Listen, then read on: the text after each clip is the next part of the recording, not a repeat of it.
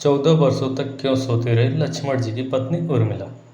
रामायण में एक ऐसा ही पात्र था जो शायद सबसे अधिक अपेक्षित रहा था। वह था लक्ष्मण जी की पत्नी और माता सीता की छोटी बहन उर्मिला का।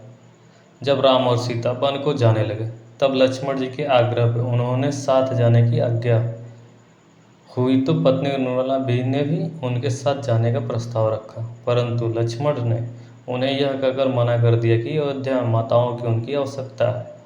उर्मिला एक पतिव्रता नारी थी, परंतु इतनी कम उम्र में उनके कंधे पर इतना बड़ा दायित्व डालकर लक्ष्मण तो अपने भाई श्री राम के साथ चले गए।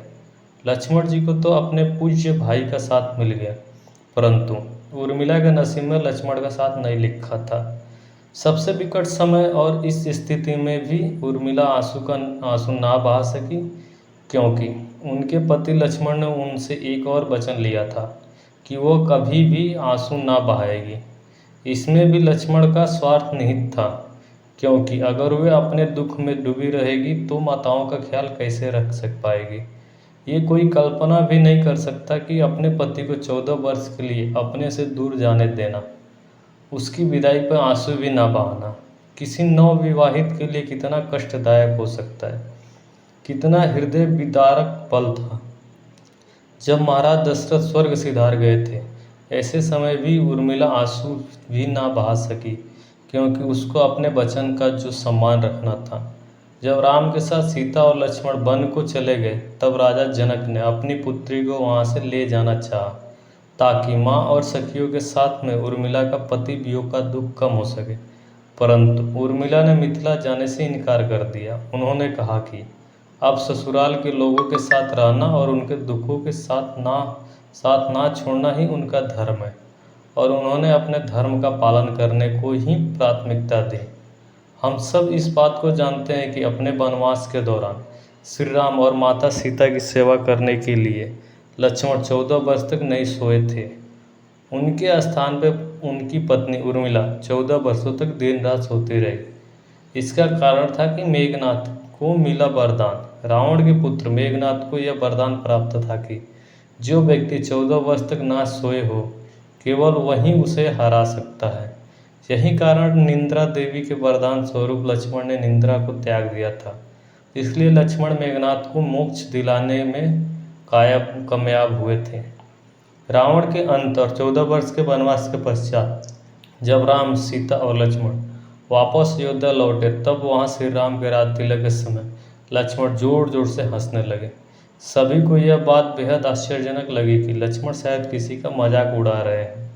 जब लक्ष्मण से इस हंसी का कारण पूछा तो उन्होंने जवाब दिया कि सारी उम्र उन्होंने श्री राम के राज तिलक की घड़ी का इंतजार किया, परंतु आज जब यह घड़ी आई तो उन्हें निंद्रा देवी को दिया गया वचन पूरा करना होगा, जो उन्होंने वनवास काल के दौरान 14 वर्षों के लिए उन्हें दिया था। दरअसल निंद्रा देवी ने उन्हें कहा था कि वे उन्हें 14 वर्षों के लिए उन्हें परेशान नहीं करेंगे। उनकी पत्नी उर्मिला उनके स्थान पर सोएंगे। निंद्रा देवी ने उनकी यह बात एक शर्त पर मानी थी कि जब वे अयोध्या लौटेंगे तभी उर्मिला की नींद टूट जाएगी और उन्हें सोना होगा। लक्ष्मण इसी बात पर हंस रहे थे।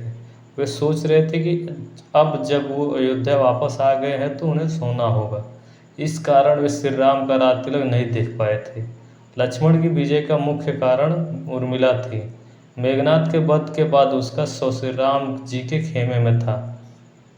तब मेघनाथ की पत्नी सुलोचना उसे लेने आई।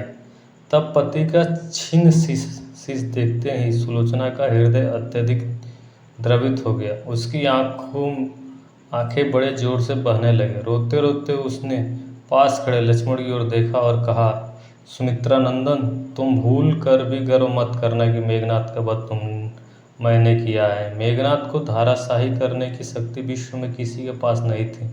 यह तो 2 पतिव्रता नारियों का भाग्य था। एक प्रश्न सबके मन में होगा कि अगर निंद्रा देवी के प्रभाव में आकर अगर उर्मिला 14 वर्ष तक सोती रही तो उन्होंने अपनी परिजनों की सेवा करने का लक्ष्मण को किया गया वादा कैसे पूरा किया। इसका उल्लेख भी शास्त्रों में मिलता है। वह यह है कि सीता माता ने उर्मिला को एक वरदान दिया था। उस वरदान के प्रभाव के कारण ही उर्मिला एक साथ 3 काम कर सकती थी। इसी से उर्मिला ने अपने परिवार के प्रति जो धर्म था उसे पूर्ण किया, साथ ही अपने निंद्रा द्वारा लक्ष्मण के वरदान को भी प्रभावित बनाया, जिसके कारण लक्ष्मण मेघनाद का वध में सक्षम हो पाए। वीडियो अच्छी लगी हो तो लाइक, शेयर और ऐसे ही वीडियो को देखने के लिए हमारे चैनल को सब्सक्राइब जरूर करें। धन्यवाद।